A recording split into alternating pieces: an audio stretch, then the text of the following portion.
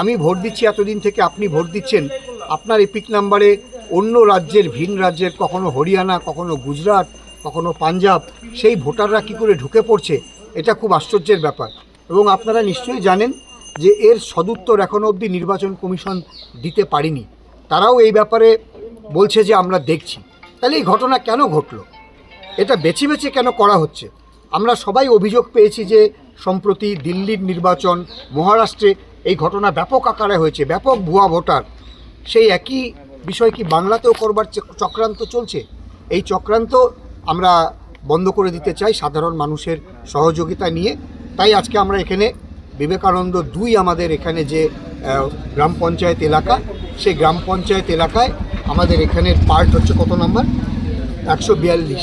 এই 142 পার্টে আমরা আমাদের এখানকার যারা বিএলএ আছে, আমাদের বুথের দায়িত্বপ্রাপ্ত আছে, আমাদের দলের দায়িত্বপ্রাপ্ত যারা আছে, অঞ্চল সভাপতি থেকে শুরু করে তাদের সবাইকে নিয়ে আমরা শাখা সংগঠন যারা রয়েছেন, মহিলা তৃণমূল থেকে শুরু করে সবাইকে নিয়ে আমরা সাধারণ মানুষকে সচেতন করবার চেষ্টা করছি।